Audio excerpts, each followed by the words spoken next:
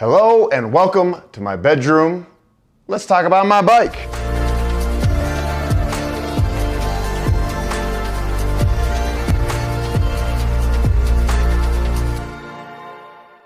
And yes, I do get 38 miles per burrito. Thank you to one of my viewers named Jay who sent me this as a gift. So obviously I'm riding the Priority 600X, a bike that I created in conjunction with Priority Bicycles. It's got the Pinion gearbox, the Gates belt drive, the Wren suspension fork, and it's just plain awesome. But this video isn't about the bike. If you want to learn about the bike, I have all sorts of videos about the bike. This is about more of my gear setup. Okay, let's start at the back of the bike. It looks pretty different than my typical setup. For starters, I have a rear rack. This does not come with the 600X. This is a new addition. Usually, I have a seat pack that is mounted to my seat post and sticks up like this and holds all of my lightweight camping items. But the reason why I pushed everything back a little farther is so that I can use a dropper post. And this dropper post is the PNW Coast. And it actually has some suspension in it. I'll show you. Check it out.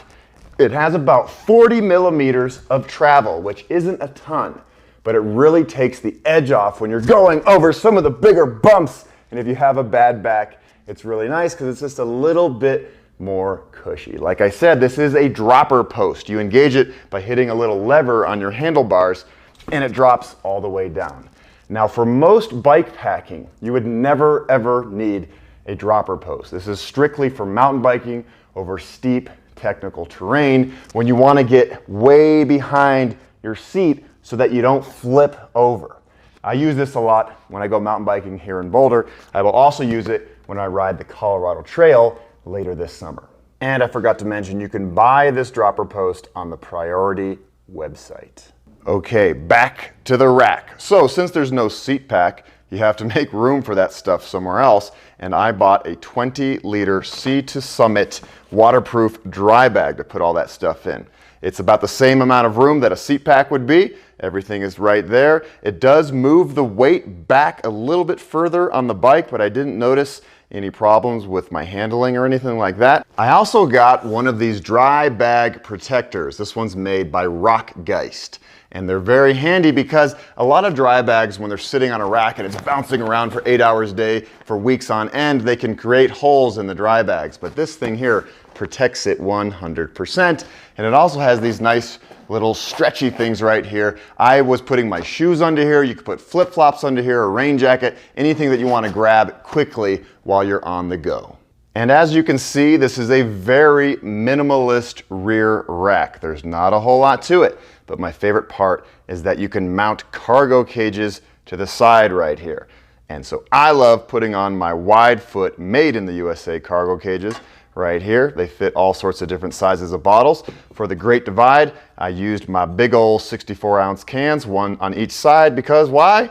Well, there's not a whole lot of water in New Mexico, but for other trips, you don't need bottles that big. Now, what I don't love about the rack is that it was $130, and in 2 weeks on the Great Divide, it already started bending backwards. And I really didn't have much weight up here, just that bag with my camping material, so maybe 6 or 7 pounds, and I don't think it should have been bending already. You can see that it's leaning back a little bit. This is made by Tumbleweed. I think they're a pretty cool bike company. This is the first thing I've ever bought from them, but for 130 bucks, I think it should be a little tougher. I will continue to use it until I break it.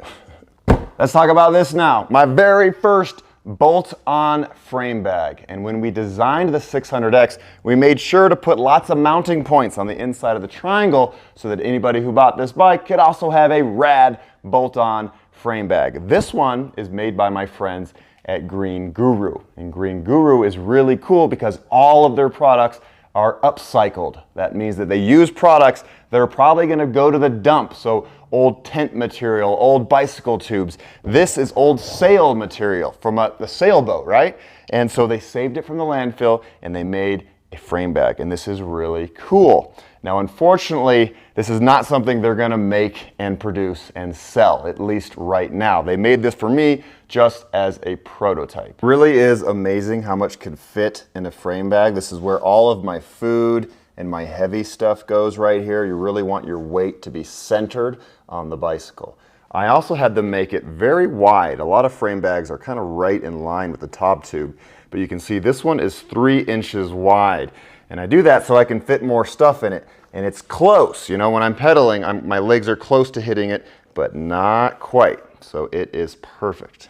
If you like the idea of having an upcycled bag for your bike, Green Guru has tons of stuff. They don't do custom, but they do have lots of pre-made bike bags that are very, very eco-friendly. Right here is the Revelate Designs jerry can. There's really nothing to it. It works fine. And this is where I put all of my tools. All right, let's move to the cockpit. And as you can see, it is very crowded, but there's a lot of stuff that's happening here. I got a new stem bag this year made by my friends at Kai Venture Bags. They even made a custom patch. And this is where I put my little Sony camera and some batteries, anything that I want quick, easy access to while I'm riding my bike. These bags are also made by Kai Venture. Also, if you want them to make your very own patch, they will do that for you. They do all sorts of custom colors and fun stuff. They are a great couple. I love them. They're so cool. Also have a bag over here. And this bag up here is where I put all of my bars. I can fit about 10 bars in this little bag. And I always have a water bottle right here for easy access. This right here is the GoPro Hero 9, and I keep it right on my handlebars for easy access. I don't film from my handlebars. I just keep it up here with this little clamp thing so I can grab it easily while I'm riding. When you see those shots of me getting, you know, angles from down here and backwards, I just hold it for about 10 seconds there, 10 seconds there, 10 seconds straight ahead, and then I just clamp it right back on the handlebars and I keep cruising. And at the very front of the bike, I have my Ortlieb waterproof accessory pack, and it's small, but it fits my Mavic Mini drone and 3 batteries perfectly. And under this, under curtain number 1, is my Big Agnes Fly Creek bike packing tent. I love this tent because it is so easy to pack. It has those really short sticks, so it fits easily on any handlebar. And this year, something I have new is a harness for the tent. It's made by Oveja Negra, a nice Colorado brand. This is also made in the USA, and you can see that it holds the tent perfectly right there, because last year I would just take the straps from the tent bag and somehow fish them through all these brake cables and stuff and attach them onto my handlebar. It was always a pain in the butt early in the morning when my fingers were cold, and so this year with this harness, it makes life so much easier. And lastly on my handlebar is the Wahoo Roam bike computer. It's so handy. It really, I never get lost anymore because it always tells me exactly where to go. You just download your GPX files for any route you want, and it just left, right, left, right, left, right, tells you where to go. I get lots of questions about my pedals and my shoes, so let's talk about it. I would say that 95% of the time I have a Shimano clipless pedal on my bike. Ever since I started mountain biking in the mid-90s, I've been a clipless guy. This is a fairly cheap version, but I've had them for years and they work great. Now, why do I like clipless? Well, it's just a little bit more efficient. You not only have the push down power when you're pedaling, but also the pull back up, so it's a circular motion and you can really crank. Now, sometimes I use platform pedals like this. And why do I do that? Well, I do it in more technical areas where I'm on and off the bike constantly. So like Baja Divide or the upcoming Colorado Trail. And for that, I will use flat pedals like this that do not have a cleat. This is a new shoe made by Crank Brothers, and it has this really cool locking mechanism made by BOA, a Colorado company, because who likes tying shoes, right? And my go-to clipless shoe right here is the Adidas Kestrel, also with the BOA locking mechanism. All right, let's talk about my tires. What do you think? These are 2.6 inches wide. I am a big fan of wide tires. And why is that? Well, they're just a little bit more stable, and they're great in soft sand, which I encountered a lot in New Mexico. Also, I want to show you something since we're back here. We created the 600X to be able to handle a 2.8 inch tire. So you can see there's still quite a bit of clearance in the rear triangle here.